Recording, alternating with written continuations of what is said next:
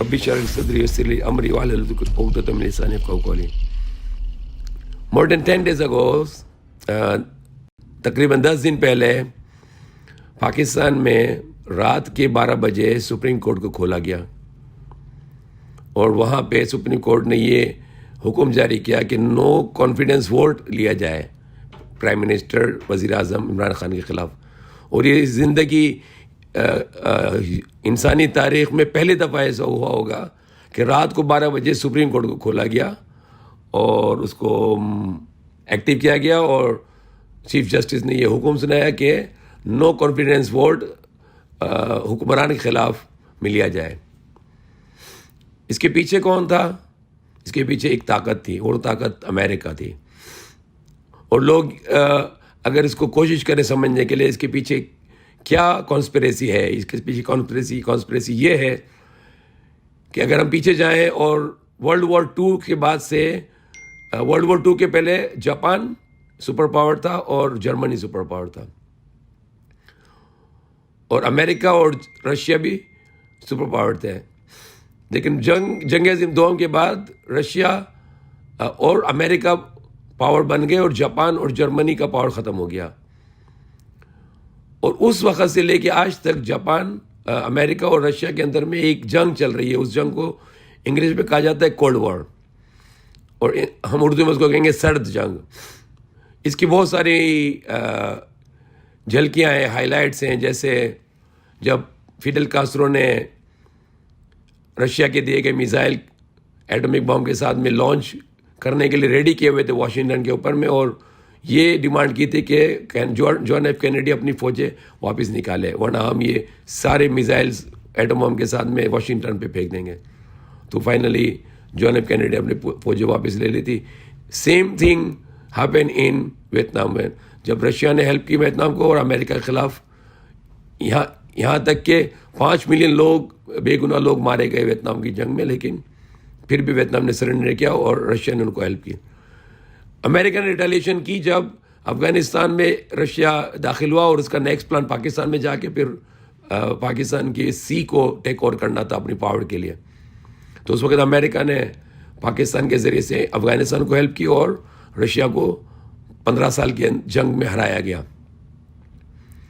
एक बड़ा हिस्सा सर्द जंग का, कोल्ड वॉर का ये था कि जब रशिया पहली दफ़ा स्पेस में गया तो अब अमेरिका सिर्फ स्पेस में जाता तो वो ना जी सकता था। तो उन्होंने फिर एक फर्जी कहानी, एक स्क्रिप्ट बनाया, एक मूवी बनाई कि अमेरिकन एस्ट्रोनॉट्स ने चांद पे लैंड किया, जो एक झूठी कहानी थी। और उसका बस सबसे बड़ा जो सबूत है वो अमेरिका का झंडा था जो चांद के ऊपर में लहरा रहा था हवा से। और सारे साइंटिस्ट इस बात में मुत्तफिक है कि चांद पे एयर नहीं है, चांद पे हवा नहीं है। तो एक झूठी कहानी थी एक सर्द जंग को जीतने के लिए, क्या we are more powerful than Russia और सोवियत यूनियन। जब अमेरिका ने पाकिस्तान के ज़रिए से अफ़गानिस्तान मुजाहिदीन को हेल्प की और उन्होंने रशिया को, सोवियत यूनियन को हरा दिया, उसके बाद सोवियत यूनियन का पावर दुनिया में ख़त्म हो गया। जर्मनी में बर्लिन वॉल को गिरा दिया गया और उसका सारा सेहरा मुसलमानों के ऊपर, पाकिस्तान और अफ़गानिस्तान के ऊपर में, जो उन्होंने सुपर पावर को, जो पूरी दुनिया में रिलीजन को ख़त्म करना चाहता था और अपने पावर को बढ़ाना चाहता था। Same thing in America, they also want to power and they are killing millions of people. Vietnam में 5 मिलियन लोगों को, इराक में कई मिलियन लोगों को, बच्चों को शहीद किया गया, सीरिया में, यमन में, इन सारी, और इसराइल में, फ़लस्तीन में, इन सारी जगहों के पीछे अमेरिका है अपने पावर के लिए बेगुनाह लोगों का खून बहाना। जब इमरान खान प्राइम मिनिस्टर, जब रशिया चले गए जंग के शुरू होने के बाद यूक्रेन की, रशिया ने यूक्रेन पे जंग कब की? जब उन्होंने देखा कि अमेरिका तालिबान से 20 साल के बाद जंग हार गया। 20 साल के बाद जो उन्होंने 2001 में इंटर करके they were boosting that we take Kabul, but they after 20 years they defeated by Taliban in Afghanistan for 20 years and they lost thousands of soldiers, not just American soldiers but 52 allied countries including NATO, Canada, Britain, European countries and many other Muslim and non-Muslim countries. 52 countries included America, they were defeated। वो उन्होंने जंग में शिकस्त खाई 52 मुल्कों के साथ होने के बावजूद, और $2.6 ट्रिलियन मतलब $2,600 अरब लॉस हुए और फिर अमेरिका जब जंग हार गया, अब रशिया को पता था कि अगर मैं यूक्रेन में जाऊंगा तो अमेरिका मेरे पीछे नहीं आ सकता है, क्योंकि वो कमज़ोर हो चुका है। और मुमकिन है कि ये भी कोल्ड वॉर का ऐसा हो कि रशिया ने अफगानिस्तान में तालिबान को हेल्प की हो, क्योंकि चेचन मुजाहिदीन वहाँ आए थे, उन्होंने जिहाद में हिस्सा लिया था इस 20 साल के दौरान। तो अब 20 साल के बाद जब वो हार गए तो रशिया को पता था कि अब अमेरिका मेरे पीछे नहीं आ सकता है, वो इंटर हो गए। इमरान खान ने अगर रशिया प्रो रशिया होना भी था तो उन्होंने वहाँ नहीं जाना चाहिए था, वहाँ जाने से उन्होंने एक्सपोज कर दिया अपना प्लान। अब अमेरिका और यूरोपियन यूनियन ने लेटर लिखा, इमरान खान ने रिफ्यूज़ किया, फिर अमेरिका ने देखा कि अब मुझे अपने आप को स्ट्रॉन्ग करने के लिए पाकिस्तान और अफगानिस्तान को फिर अपने साथ में अलाइड करना पड़ेगा, क्योंकि अगर पाकिस्तान में अपनी हुकूमत लिया है मिस्टर शरीफ की, शरीफ नाम है लेकिन काम शरीफ वाला करें तो अच्छी बात है, तो अगर शरीफ हुकूमत आ जाए तो वो अमेरिका की हुकूमत है ऑलरेडी। और शरीफ हुकूमत के पास में एक कार्ड है मदरसों का कार्ड, वो मदरसों का एक बड़ा लीडर है जो उसके साथ है फजल रहमान, उसके ज़रिए से वो तालिबान को फिर अपने साथ में अलाइड कर सकते हैं, अपने सामने इत्तेहादी कर सकते हैं। तो ये प्लान है अमेरिका का कि अफगानिस्तान और पाकिस्तान को फिर से अपना अलाइंस बना के रशिया के खिलाफ में फिर से स्ट्रांग हो जाए, क्योंकि ये सबसे स्ट्रेटेजिक है। अगर रशिया के पास पाकिस्तान और अफगानिस्तान है तो फिर रशिया स्ट्रांग है अमेरिका से। अगर रशिया के पास में पाकिस्तान अमेरिका नहीं है, पाकिस्तान और अफगानिस्तान नहीं है, तो फिर अमेरिका के पास है पाकिस्तान और अफगानिस्तान, तो America will be over Russia और पावर ओवर रशिया। सो ये सारा प्लान था इमरान खान को रातों रात हटाने का, ताकि पाकिस्तान में अमेरिका की गवर्नमेंट आ जाए, पपेट गवर्नमेंट, और उसके ज़रिए से फिर वो अफगानिस्तान से अलाइड इत्तेहाद बनाए। क्योंकि मदरसों जो अफगान तालिबान लीडरशिप है वो मोस्टली पाकिस्तान के मदरसों से पड़ी हुई है, तो मदरसे का एक अगर बड़ा लीडर है जैसे फजल रहमान, तो वो उनको ऑफर करेगा कि हम अमेरिका से मिल जाते हैं। और ये सारा अमेरिका का प्लान है कि किस तरीके से वापस से इनको इत्तेहादी करके फिर वो रशिया के खिलाफ में प्लान करेंगे। 2001 में जब state of the secretary of state वहाँ गए, फॉरेन सेक्रेटरी अमेरिका के, उन्होंने तालिबान गवर्नमेंट से यही कहा था कि हमने हेल्प की थी टेक ओवर करने के लिए, अब आप हमारे लिए काम करें, आप ईरान पे अटैक करें, चाइना पे अटैक करें, रशिया पे अटैक। तो मुल्ला उमर ने कहा नहीं, हम नहीं करेंगे। इसके बाद फिर अमेरिका ने प्लान बनाया वर्ल्ड ट्रेड सेंटर का, और फिर उन्होंने जाके तालिबान की हुकूमत को ख़त्म किया 2001 में। और मुल्ला उमर ने कहा कि हम ये जंग जीत जाएंगे इंशाल्लाह, और 20 साल में वो जंग जीत गए। अब ये टाइम है कि मुसलमानों को ना अमेरिका के साथ में होना है ना रशिया के साथ होना है, मुसलमानों को मुसलमानों के साथ हो कि एक इत्तेहाद कायम करना है, एक हुकूमत कायम करनी है जो इस्लामी खिलाफत हो, जैसे ओटोमन एम्पायर थी खिलाफत उस्मानिया तुर्की में, जो ब्रिटिश और मुसलमानों की साजिशों से ख़त्म की गई। अब वापस से मुसलमान इत्तेहाद कायम करें, काबुल में उसको हेडक्वार्टर बनाए, पूरी दुनिया के मुसलमान एक हो जाए। हमें किसी करेंसी की ज़रूरत नहीं है, करेंसी हमें गुलाम बनाने के लिए बनाई गई है, ब्रिटिश ने बनाई है, ज़ायोनिस्ट के कहने पे बनाई है। रशिया क्यों यूक्रेन गया कि यूक्रेन ज़ायोनिस्ट का वो है, गढ़ है सिहोनियों का, जो यहूदी में एक जो तंजीम है ज़ायोनिस्ट, जो दज्जाल को सपोर्ट करती है, तो दज्जाल को हुकूमत कराना चाहती है यरूशलेम से। यही पहले लंदन में उसका हेडक्वार्टर था, फिर न्यूयॉर्क में उसका हेडक्वार्टर बना, वहीं से सारी स्टॉक एक्सचेंज कंट्रोल होती है, वहीं से सारी करेंसीज कंट्रोल होती है, वहीं से सारे गोल्ड एंड सिल्वर कंट्रोल होता है। और दुनिया में इस वक्त सबसे बड़ी जो मनी है, जो पैसा है, वो ऑयल है। मुसलमानों के पास में 1000 ट्रिलियन डॉलर से ज़्यादा का ऑयल है, रिजर्व ऑयल है। Saudi Arabia, Nigeria, Kuwait etcetera, Iraq, Iran, 1000 trillion dollar. 1000 trillion dollar का मतलब 1 ट्रिलियन डॉलर में 1000 अरब डॉलर होते हैं। तो 1000 अरब मल्टीप्लाई बाय 1000 अरब, 1000 अरब 1 ट्रिलियन है।